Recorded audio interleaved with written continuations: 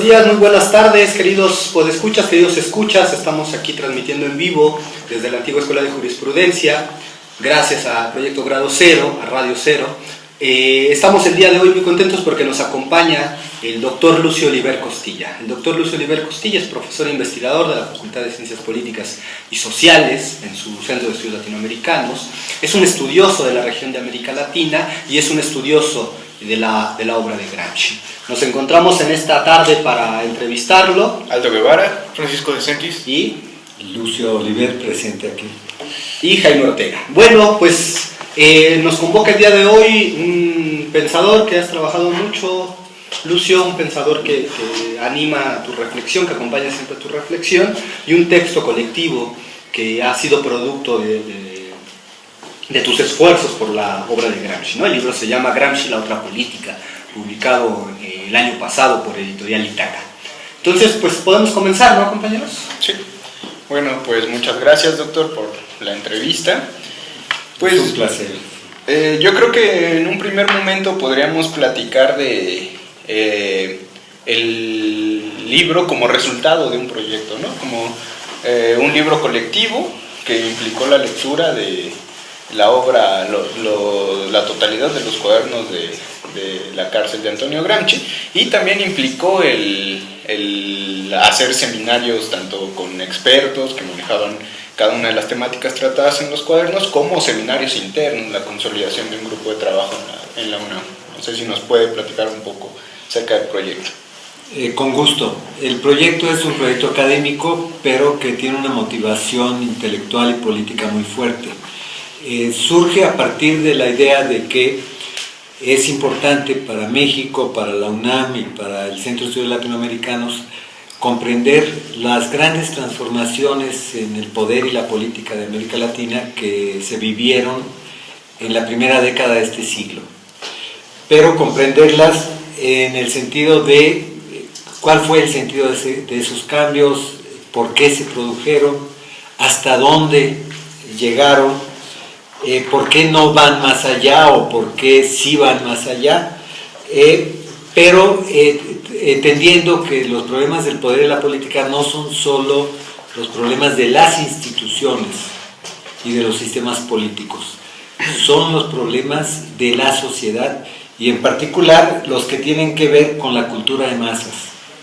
Esto motivó que buscando enriquecer una perspectiva para analizar esos cambios, hayamos buscado a Gramsci, pero no solo a Gramsci, también a algunos latinoamericanos como Zavaleta, Marini, Cutiño, Fernando Martínez Heredia, González Casanova, es decir, todos aquellos que nos enriquecen esa posibilidad de empezar a pensar los problemas del poder y la política en función de la relación Estado-sociedad y no solo en función de los asuntos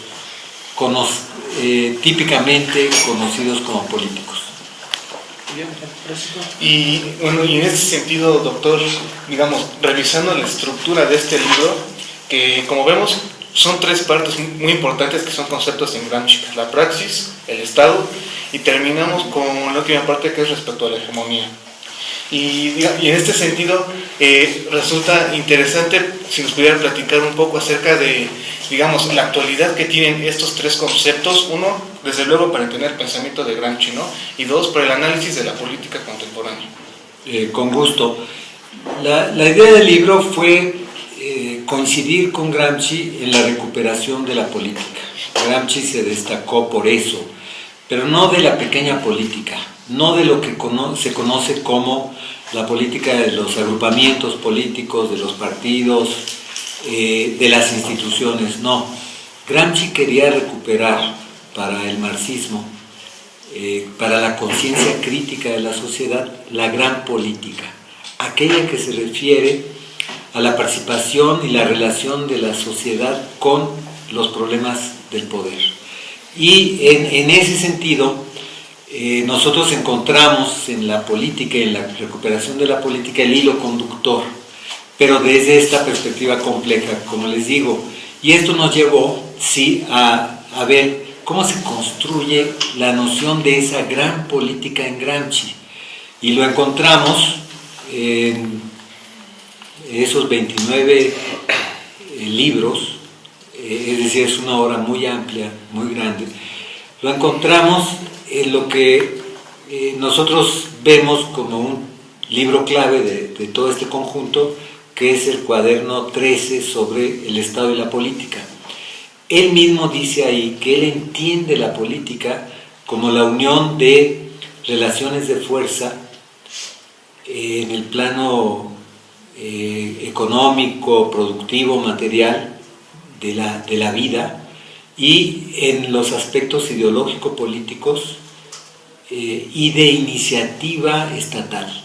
Entonces esto nos llevó a pensar por qué no estructuramos el libro colectivo en función de tres grandes problemáticas vinculadas a esta noción de relaciones de fuerza. Primero, ¿qué quiere decir para Gramsci? ¿Cómo se construye su teoría de las relaciones de fuerza? Mirando a su contexto, mirando al contexto europeo, italiano, en que se fue construyendo esa noción de relaciones de fuerza. Por eso todo este capítulo, el primer gran capítulo sobre la praxis, en realidad la praxis es la actividad consciente de las fuerzas en la historia, digamos, y en particular la actividad consciente de la fuerza popular en la historia. Eso podemos decir que es la praxis. Fue muy importante porque esa es la base sobre la cual se construye el resto de la política en Gramsci. Él no piensa la política solo como un hecho cultural en sí mismo, sino como un hecho social, histórico-social.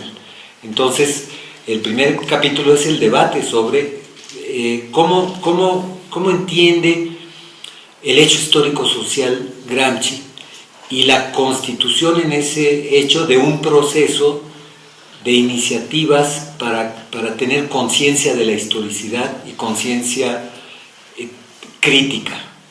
Es muy rico ese primer capítulo sobre la praxis porque en realidad se discute la historicidad de toda política y la recuperación de la crítica en el marxismo. Un marxismo que había dejado de tener la crítica como su eje y que se veía más bien como una filosofía de la historia, como algo que tenía que venir al margen de las iniciativas políticas y de la creación de un hecho de voluntad.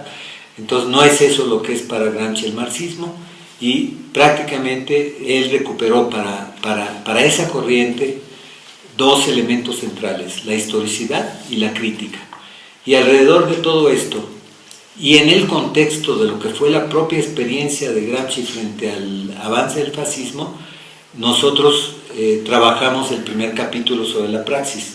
Nos da las bases, digamos, para pensar la política en el segundo y en el tercer capítulo, la política en función del Estado ampliado y la política en función de la conciencia de la hegemonía. Entonces, el segundo capítulo sobre el Estado ampliado se plantea que el Estado es la unificación de esas fuerzas históricas para ejercer en la sociedad una función dirigente de tipo cultural y político. Ahí ya, la idea de Estado ampliado es que el Estado no solo es poder, sino es la conciencia histórica de una sociedad y la dirección cultural y política de la sociedad. Entonces, esto nos permitió ver que los hechos estatales tienen un correlato con la manera en que la sociedad se piensa a sí misma y piensa los asuntos del poder. Nunca está separada de eso. Y Gramsci tenía mucha conciencia de que sobre todo a finales del siglo XIX y durante principios del siglo XX, eso se hizo más fuerte. Es decir, el poder se legitima, el poder se ejerce en la medida en que es conciencia social amplia. Si no, es un poder de minorías, de fuerza, que no es acorde con el Estado moderno. El verdadero Estado es un Estado que se amplía e incluye a la sociedad de alguna manera, Nunca totalmente, pero sí de alguna manera hay un correlato. Por ejemplo, está muy claro que en México persiste una política estatalista, digamos, decidida por la clase política sobre la sociedad, que tiene rasgos autocráticos y autoritarios. Eso no se podría entender si en la sociedad mexicana no pervivieran con fuerza núcleos autoritarios en su ideología, en su cultura y en sus relaciones sociales. Es decir, México tiene rasgos autoritarios en su estructura estatal porque la sociedad mexicana es una sociedad que no ha conquistado, no ha construido en sus relaciones sociales la democracia. Y por eso es por lo que tiene un grado fuerte de legitimidad ese comportamiento autoritario de las instituciones y de la clase política. Si no, la sociedad ya hubiera barrido con esas, digamos, con esas fuerzas políticas autoritarias que dominan la vida de México. Entonces, ese segundo capítulo trata de mostrar eso, que todo Estado es un Estado en relación, en una determinada relación con la sociedad, lo que se llama, por René Zabaleta, una determinada ecuación Estado-sociedad, que a veces es más Estado y a veces más sociedad, según la situación concreta particular. Bueno, alrededor de eso, nosotros estructuramos este segundo capítulo para ver cómo en realidad el problema de Gramsci no es ni siquiera el Estado en tanto poder, sino el Estado en tanto consenso social, en tanto capacidad de autonomía o situación de subordinación de la sociedad. Ese es el problema central que vemos y que nos plantea que todo poder tiene una relación muy compleja con la sociedad, por la vía no solo de la incorporación de derechos que permiten que la sociedad se identifique con el Estado, la creación de instituciones que median en la relación Estado-sociedad, sino también muchas veces con formas descarnadas burocráticas que organizan el que la sociedad tenga algunas prerrogativas. Y todas estas, lo que nosotros llamamos el núcleo central de la relación Estado-sociedad son las mediaciones. Mediaciones que en la vida política real son el Estado haciéndose sociedad y la sociedad haciéndose Estado, pero el Estado haciéndose sociedad, pero como sociedad empequeñecida, y la sociedad haciéndose Estado, pero como Estado ampliado. Entonces es una cuestión más o menos compleja, pero que hace parte de las características del Estado moderno. Entonces quisimos ver de qué forma muchos conceptos de Gramsci estaban vinculados con la ecuación Estado-sociedad, y que eso nos permitía una riqueza teórica para analizar lo que pasa en América Latina.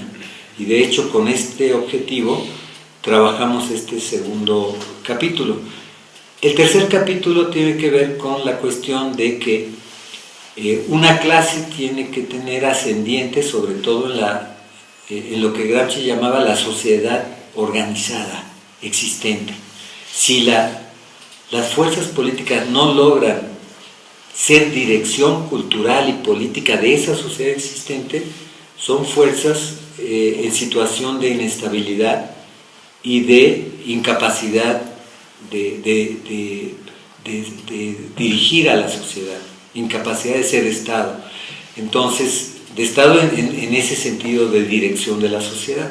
Y ahí nos vimos con la problemática de que toda sociedad tiene una perspectiva, una concepción del mundo que es la que permite el vínculo con el Estado, y esa concepción del mundo se ha ido formando al calor de las luchas sociales, al calor de las propuestas políticas y muchas veces justamente esa concepción general del mundo que un Estado y sociedad es lo que entra en crisis y es lo que en América Latina entró en crisis en la primera década del siglo.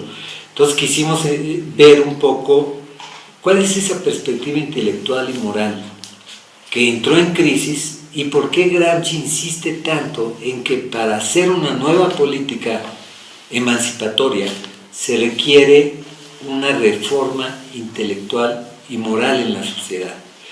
Y hacer política para él, gran política, significa trabajar para hacer efectiva una reforma intelectual y moral. Es decir, no se puede hacer política con las mismas ideas tradicionales existentes. Se tiene que cambiar la perspectiva de lo que es el trabajador, de lo que son los derechos, de lo que son las iniciativas sociales y políticas. Tiene que haber una concepción nueva de análisis de lo que es la conciencia de la sociedad, así como una perspectiva cultural nueva. Eso él la llamaba la lucha por una reforma intelectual y moral, que está muy vinculada con hacer del marxismo la conciencia crítica de la sociedad.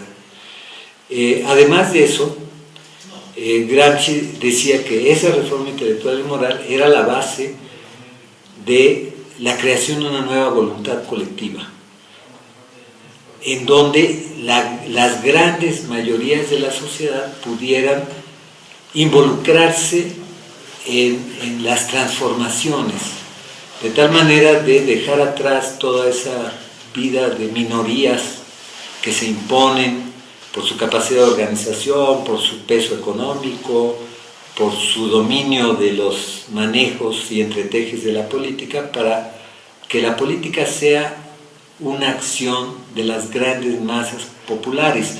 Esta misma idea para Gramsci era una verdadera transformación. Él decía, cuando la política sea la acción consciente y autónoma de las masas populares, la vida social será otra. Y él realmente aquí podemos como sintetizar el objetivo de Gramsci, hacer que la política sea una acción autónoma, consciente de las grandes masas populares organizadas. Pero esto es muy complejo, implica mucho debate, implica entender muchos aspectos, y esto es lo que trabajamos en el tercer capítulo del libro. Entonces, en realidad el libro está estructurado en esos tres grandes capítulos, y los tres, en cierta forma, le dan contenido a lo que podríamos decir es la teoría de las relaciones de fuerza, expresada no solo en el plano económico, sino también en la iniciativa cultural y política en la sociedad. Muy bien, pues muchas gracias, Lucio, por esta exposición de los capítulos que conforman Gramsci y la otra política. A mí me gustaría preguntarte una cuestión muy particular. Desde tu punto de vista, desde la manera en que has estudiado la obra de Gramsci, ¿cuál sería el aporte central frente a una tradición crítica marxista, sobre todo, digamos, previa, que sería la de Lenin, ¿no? La historia de la revolución sobre todo, y una posterior, que sería la de Coulantzas, toda la escuela que viene después de los años 60, que recoge algo de Gramsci, pero que también marca distancia? Optas tú por una autora entre estas dos corrientes, digamos, ¿no? Como es Gramsci, estaría en medio, aún más cercano a Lenin, por supuesto, pero temporalmente, pero con consecuencias políticas distintas, con instrumentos de análisis distintos. ¿Cuál sería el aporte de Gramsci hacia el marxismo, hacia la crítica que realiza el marxismo a la sociedad burguesa, a la sociedad moderna? Bueno, yo creo que la relación, la primera relación, la relación Gramsci-Lenin, está dado no porque los dos piensen lo mismo, sino porque Lenin, como dirigente de la gran revolución rusa de principios del siglo, se dio cuenta de que el socialismo en última instancia es cultura. Es decir, es una perspectiva de cómo las masas populares pueden dirigir la vida social. Y eso para Lenin era cultura. Y justamente él se dio cuenta que la Revolución Rusa de octubre del 17 no había trabajado suficiente esos aspectos culturales de la sociedad y que las grandes mayorías campesinas, por ejemplo, no sabían nada de lo que era administrar su propia historia, dirigir los destinos de su propia sociedad. Y eso le empezó a preocupar enormemente a Lenin, porque con un atraso cultural de esa naturaleza como la que tenían los campesinos rusos, era muy difícil plantearse un proyecto moderno de socialismo crítico, una emancipación de tipo moderno. Entonces, de hecho, Lenin empezó a preocuparse tanto que en lo económico dio un paso atrás con lo que él llamó la nueva política económica, que era dar un paso atrás de la industrialización general de la sociedad rusa, porque tenía que permitir que los campesinos rusos empezaran a vincularse con las problemáticas que habían puesto sobre la mesa los trabajadores urbanos industriales. Y eso no era fácil. Entonces tenía que retroceder un poco en las políticas del Estado soviético. Y Lenin lo entendió y empezó tratar de retroceder para ajustarse a la mentalidad campesina y poco a poco irla llevando al objetivo socialista. Pero no lo pudo lograr porque todos sabemos que Lenin muere unos años después de la revolución, y solo planteó el problema, lo dice muy claramente cuando lo invitaron a que diera un discurso en Hungría con motivo de la revolución que se produjo en Hungría en 1919. Lenin sobre todo centra ese discurso diciendo: entiendan por favor que el socialismo es cultura. Si no logramos un nivel cultural en donde las grandes masas populares entiendan las dificultades, los retos, las complejidades de dirigir a su propia sociedad, no vamos a lograr nuestros objetivos. Bueno, yo estoy convencido de que Gramsci se fijó mucho en eso y dijo: esta observación casi de final de su vida de Lenin, en primer lugar coincide con lo que pensó Engels a final de su vida también, y que expone en lo que se llama el testamento político de Federico Engels, que es la introducción a la reedición de Las luchas de clases en Francia, texto de 1895, donde Engels también decía: observemos que todo Estado es un acuerdo social y que ha acabado la época en que las revoluciones eran obra de minorías. De aquí en adelante, las revoluciones serán obra de mayorías conscientes que saben por qué dan su vida y su sangre.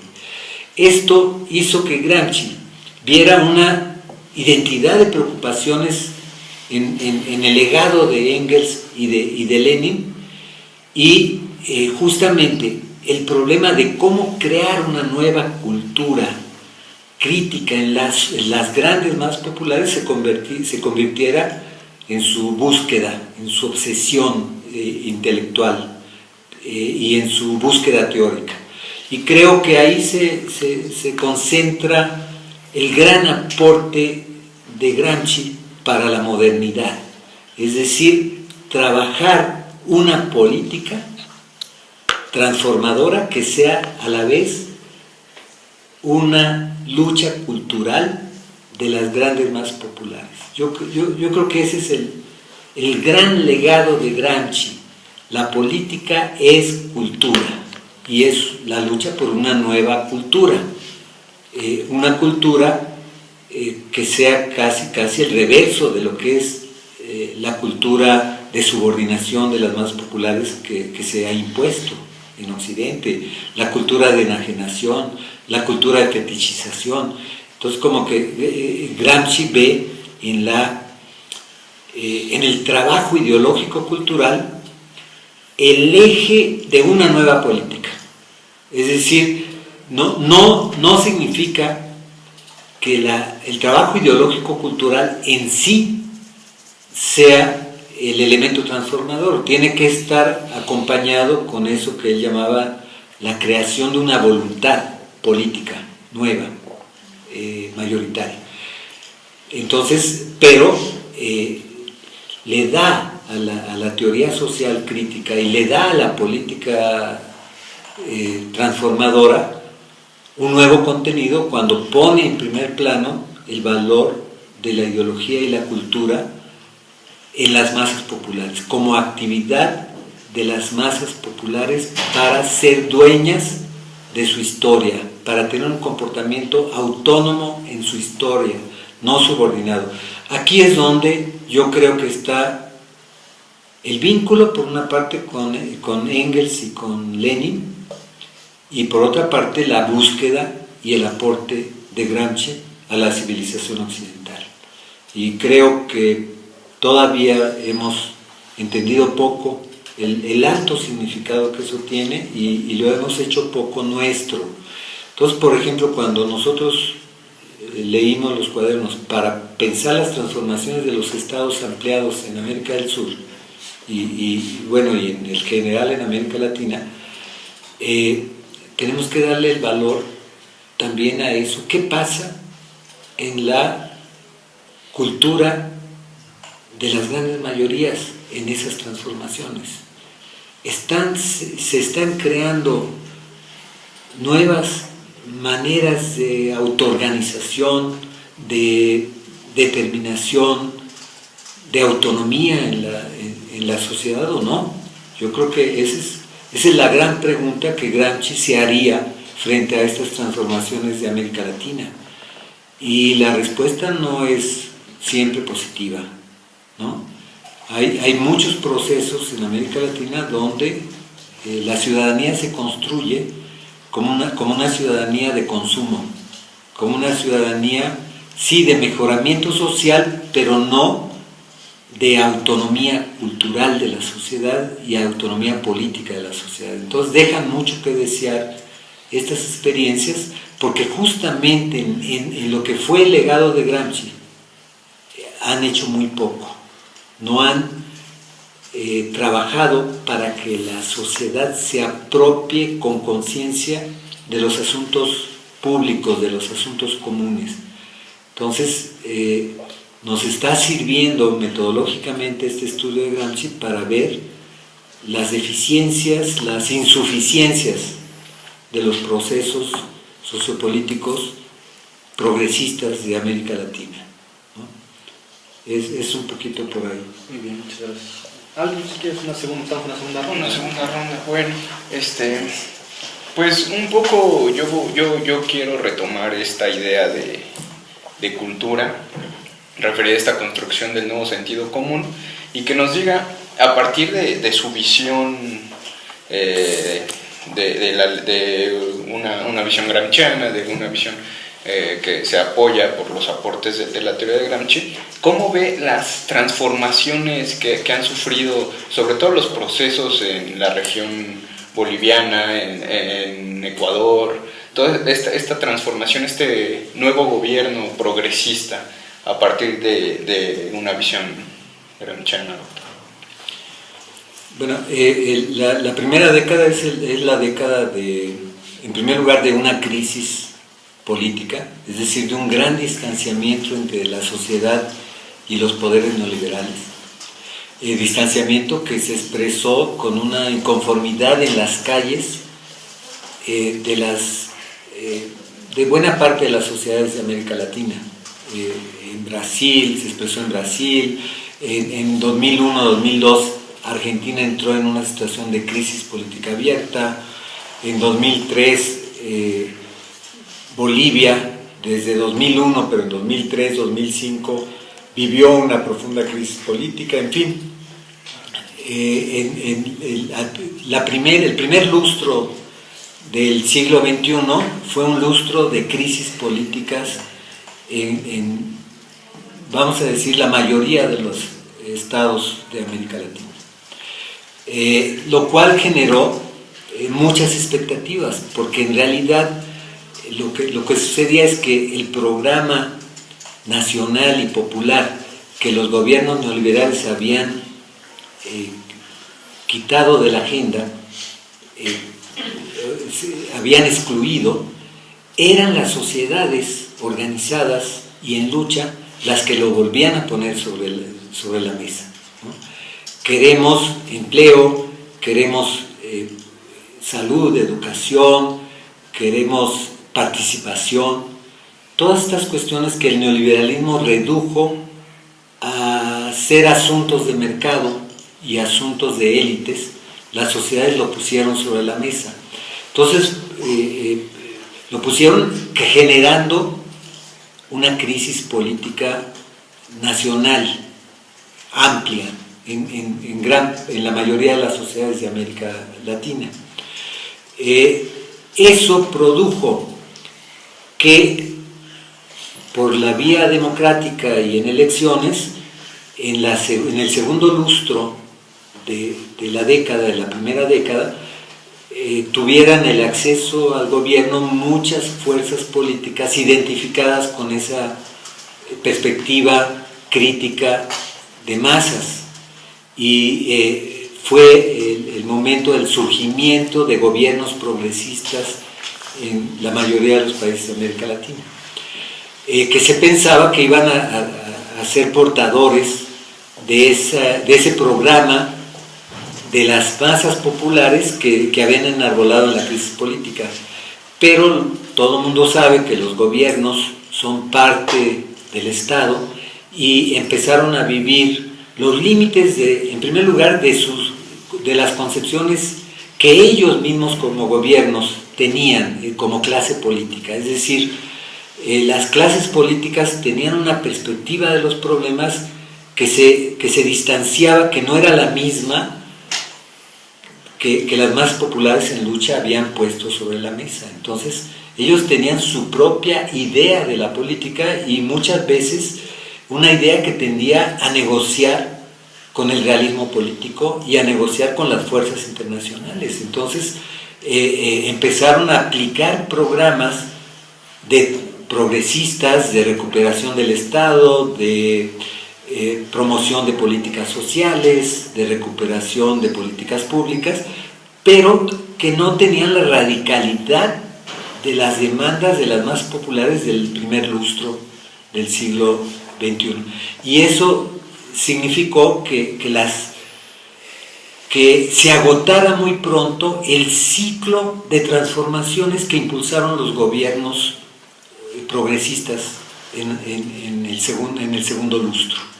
De hecho, al final del segundo lustro, alrededor del 2011, ya prácticamente todos los gobiernos progresistas, con los acentos más de izquierda, menos de izquierda que estos tenían, empezaron a sentirse como gobiernos agotados, como gobiernos que ya habían mostrado los alcances de las transformaciones que podían realizar y que se quedaban muy atrás de las expectativas que se habían suscitado en la sociedad. Y se pensó entonces que había terminado el ciclo de transformaciones aceleradas, progresistas en América Latina, que de hecho había durado solo una década. Lo sorprendente y lo importante es que eso que era el agotamiento de los gobiernos no es igual, no sucede igual en las sociedades. Y las sociedades han demostrado que para ellos el programa de transformaciones no se agotó, sino que las sociedades están ahora volviendo a intervenir en la política para decir: nosotros queremos cambios que vayan más lejos, cambios que permitan que la sociedad se apropie de los asuntos públicos. Y eso lo vemos en buena parte de los países. Lo vemos En Brasil, por ejemplo, con las manifestaciones multitudinarias de julio, agosto, septiembre del año pasado, que fueron muy importantes, donde el gobierno quería limitar las transformaciones a políticas sociales, a regulación del Estado, y la sociedad dijo no, nosotros queremos que si hay transporte público, que si hay inversión en educación, que si hay inversión en salud, que si hay inversión en vivienda, la sociedad decida hasta dónde quiere llegar. Y eso mismo pasó en Bolivia, está pasando en Bolivia, donde el gobierno empezó a querer hacer una plurinacionalidad gobernable y la sociedad dijo no, la plurinacionalidad no tiene que restringirse a lo gobernable, tiene que expresar el derecho de las distintas sociedades y naciones a decidir todos los asuntos públicos. Entonces, eso está creando muchos problemas, porque la sociedad de América del Sur demostró, y esto es muy interesante, que culturalmente tiene una visión de cambios más fuerte, de más largo alcance, con un sentido más profundo que los gobiernos que surgieron para encabezar y conducir los cambios progresistas. Entonces, estamos viviendo una época muy interesante. Esta segunda década de América Latina es muy interesante porque la sociedad está de nuevo poniendo el programa de transformaciones en la mesa de debate, en la mesa de las decisiones políticas, y los gobiernos están como mostrando su agotamiento, ¿no? Ahora eso incluso en gobiernos como los gobiernos neoliberales que ni siquiera fueron portadores de transformaciones, como el mexicano o el colombiano, ¿no? En México el gobierno vivió una década de simulación en relación a los problemas sociales y los problemas de seguridad pública, los problemas del narcotráfico, que descompusieron las instituciones y a la sociedad. Y este gobierno actual lo que quería es continuar con la política de simulaciones, hasta que la sociedad empezó a decir, por la vía de las policías comunitarias, por la vía de la autoorganización en autodefensas, por la vía de municipios populares, decir no, si se quiere enfrentar los problemas de seguridad pública hay que hacerlo en serio. Pero fue la sociedad la que puso sobre la mesa cómo se enfrenta en serio el dominio del crimen autorizado, del crimen del narcotráfico, de los delincuentes que extorsionan, que secuestran, que asesinan. Fue la sociedad la que dijo cómo. Y esto es muy interesante porque vemos nosotros lo que Gramsci estaba planteando.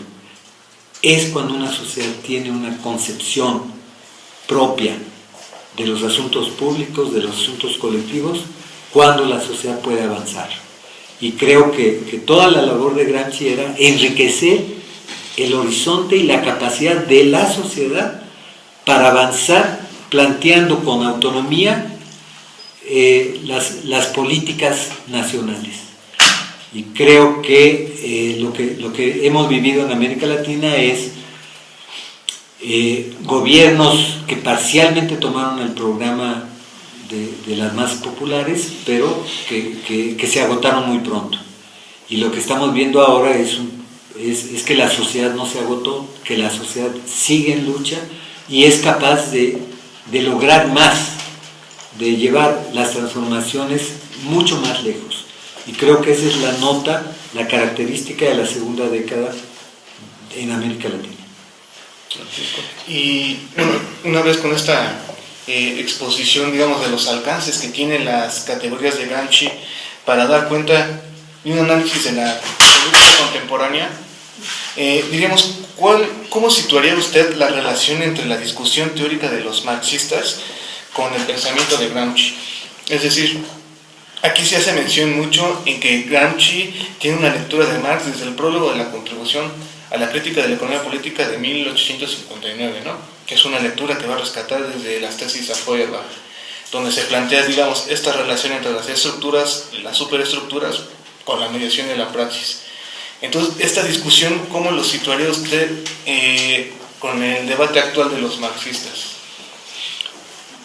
El debate actual de los marxistas tiene hoy muchas vertientes, porque el marxismo entró en una crisis profunda con el derrumbe de la experiencia de los países socialistas.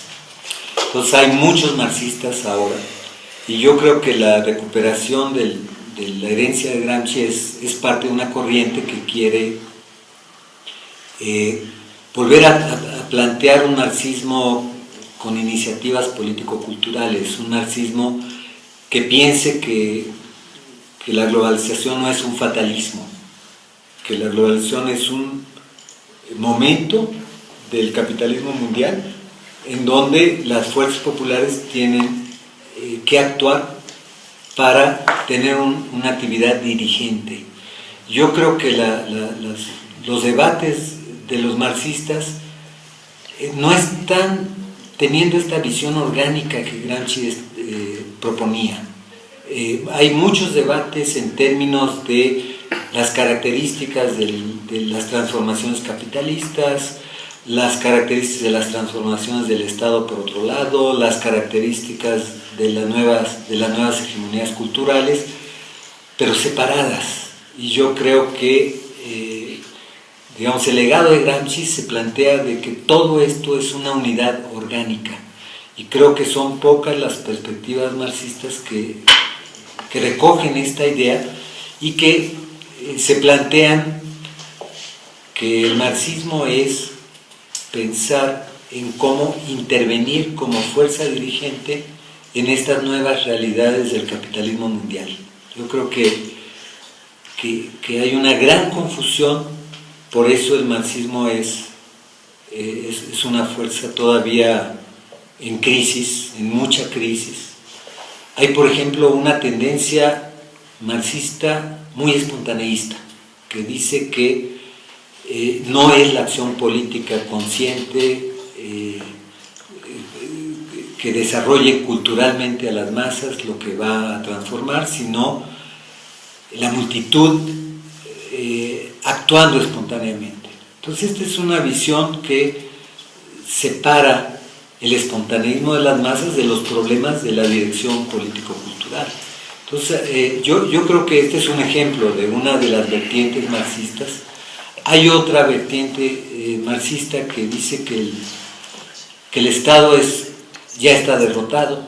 ¿Por qué? Porque el Estado hoy día no tiene recursos en la crisis mundial del capitalismo, entonces no hay nada que hacer respecto al Estado, que entiende el Estado únicamente como suma de recursos concentrados y que desprecia esta visión del Estado como dirección político-cultural.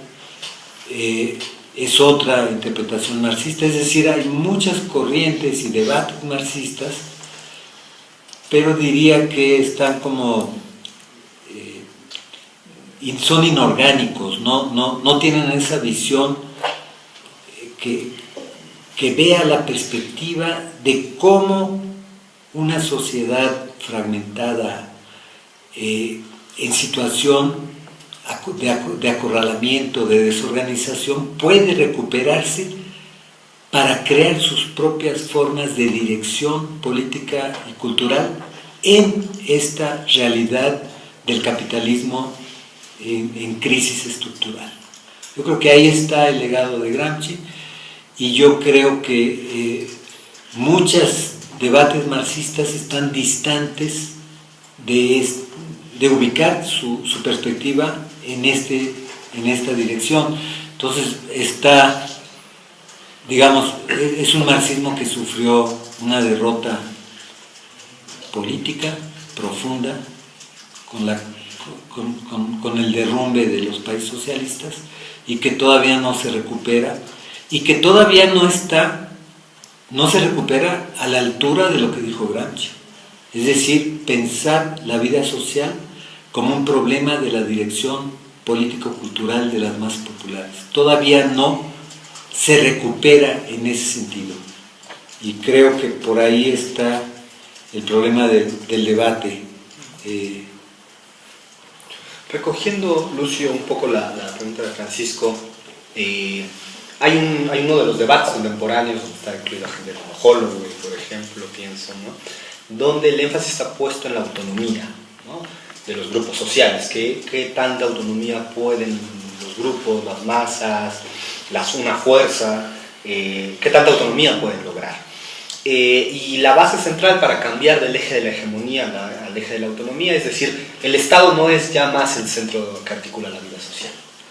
Eso fue en un momento, en la época de lo nacional popular, por ejemplo, en la época del desarrollismo, en la época del estado de bienestar, pero hoy no es más el centro articulador de la vida social del Estado. ¿Cómo ves tú esto, Lucio?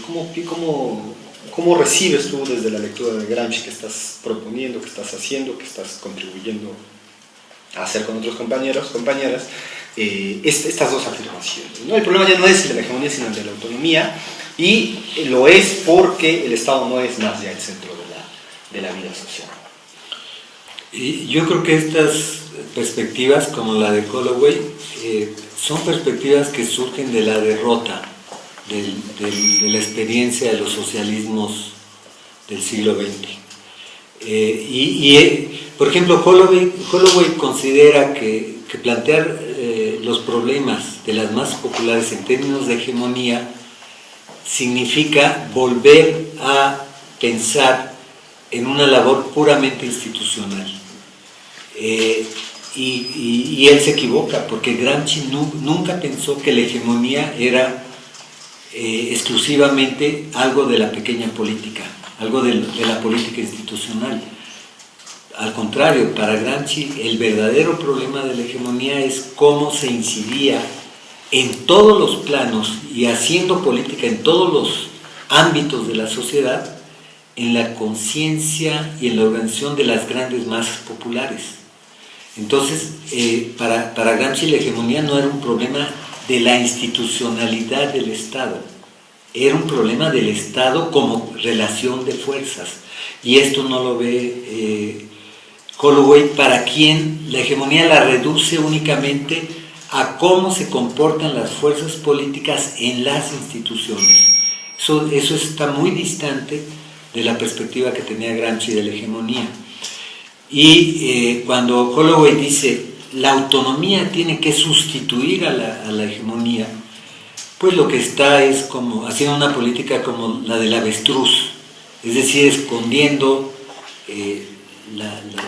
el poder que sigue teniendo lo público, lo general, lo que Gramsci llamaba lo estatal, nacional, popular en la vida social, y pensando que fortaleciendo la capacidad de algunas comunidades, de algunos grupos sociales pequeños, se va a hacer una transformación que alcance espontáneamente a irradiarse en toda la sociedad. Eso nunca va a suceder, porque los hilos de reproducción económica, política y cultural siguen estando unificados y centralizados en los estados.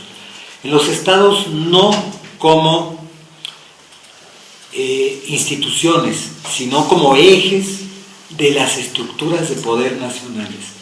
Entonces, y no es verdad que esa autonomía reducida a pequeños núcleos de población, a veces marginal, se va a irradiar espontáneamente al conjunto de la sociedad, transformándola. Eso no ni ha pasado ni va a pasar, porque el eje sigue siendo, el eje de la sociedad sigue siendo la unificación de los intereses del conjunto de la sociedad en el Estado, y el hecho de que esos intereses la sociedad los registre como los intereses de todos, los intereses públicos. Y La cuestión es que hay que incidir en eso que es lo público, lo de todo, lo estatal, como problema de lo común de una sociedad. Entonces yo siento que sí, se requiere autonomía en las luchas sociales, pero no la autonomía que proclama Holloway, que es la autonomía para excluirse de los asuntos políticos generales.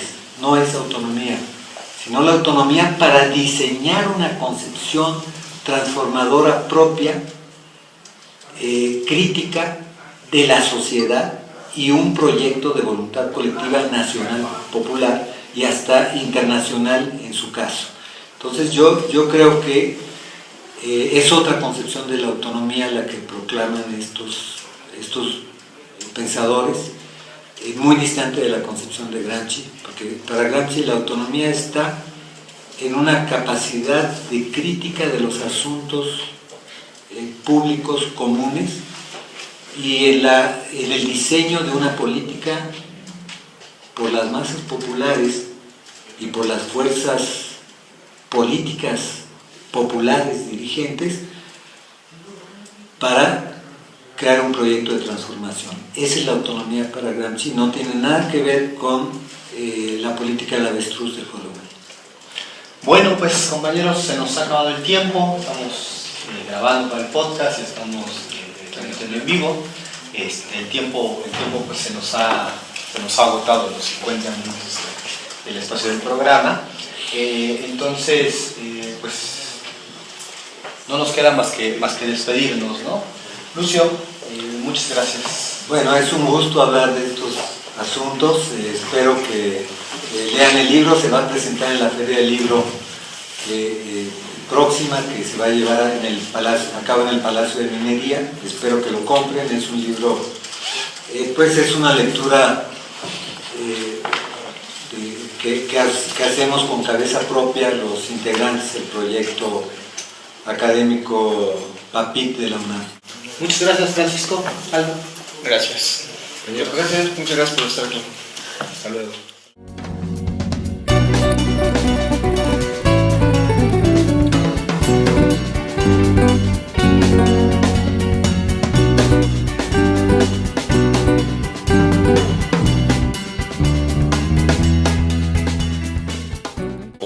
Acerca del proyecto.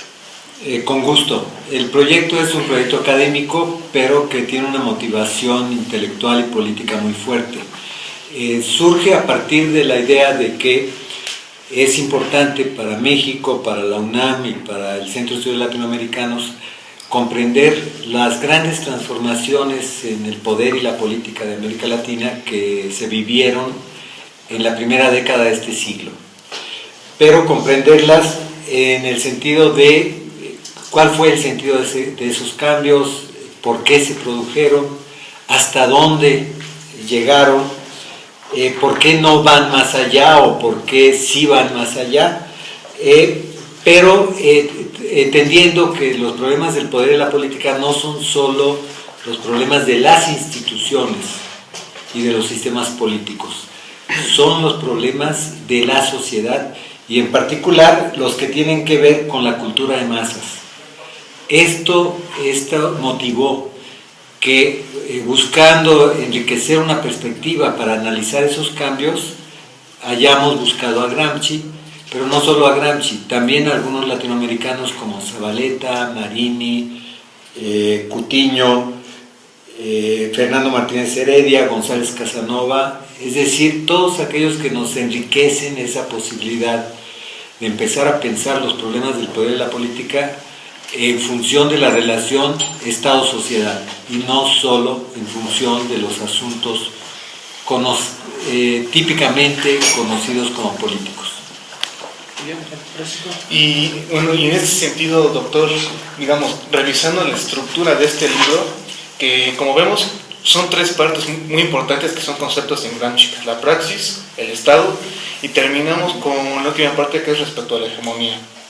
Y en este sentido resulta interesante si nos pudiera platicar un poco acerca de, digamos, la actualidad que tienen estos tres conceptos. Uno, desde luego, para entender el pensamiento de Gramsci, ¿no? Y dos, para el análisis de la política contemporánea. Con gusto. La idea del libro fue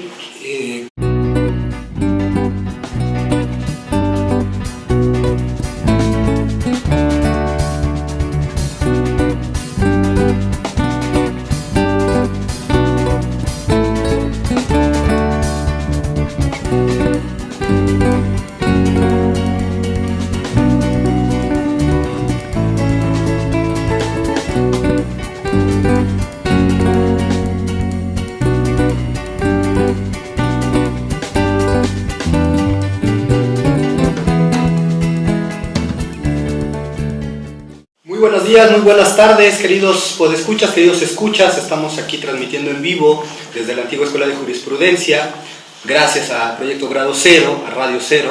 Estamos el día de hoy muy contentos porque nos acompaña el doctor Lucio Oliver Costilla. El doctor Lucio Oliver Costilla es profesor e investigador de la Facultad de Ciencias Políticas y Sociales en su Centro de Estudios Latinoamericanos. Es un estudioso de la región de América Latina y es un estudioso de la obra de Gramsci. Nos encontramos en esta tarde para entrevistarlo. Aldo Guevara, Francisco de Sentis Y Lucio Oliver presente aquí. Jaime Ortega. Bueno, pues nos convoca el día de hoy un pensador que has trabajado mucho, Lucio, un pensador que anima tu reflexión, que acompaña siempre tu reflexión, y un texto colectivo que ha sido producto de tus esfuerzos por la obra de Gramsci, ¿no? El libro se llama Gramsci, la otra política, publicado el año pasado por Editorial Itaca. Entonces, pues podemos comenzar, ¿no, compañeros? Sí. Bueno, pues muchas gracias, doctor, por la entrevista. Pues, Es un placer. Yo creo que en un primer momento podríamos platicar de el libro como resultado de un proyecto, ¿no? Como un libro colectivo que implicó la lectura de la obra, la totalidad de los cuadernos de la cárcel de Antonio Gramsci, y también implicó el hacer seminarios tanto con expertos que manejaban cada una de las temáticas tratadas en los cuadernos, como seminarios internos, la consolidación de un grupo de trabajo en la UNAM.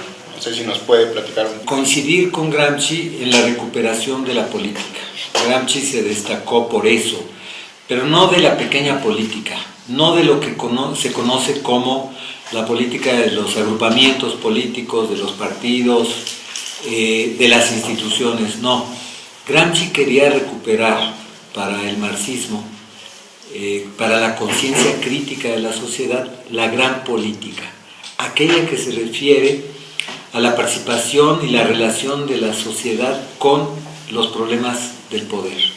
Y en ese sentido, nosotros encontramos en la política, en la recuperación de la política, el hilo conductor, pero desde esta perspectiva compleja, como les digo. Y esto nos llevó, sí, a ver cómo se construye la noción de esa gran política en Gramsci. Y lo encontramos en esos 29 libros, es decir, es una obra muy amplia, muy grande. Lo encontramos en lo que nosotros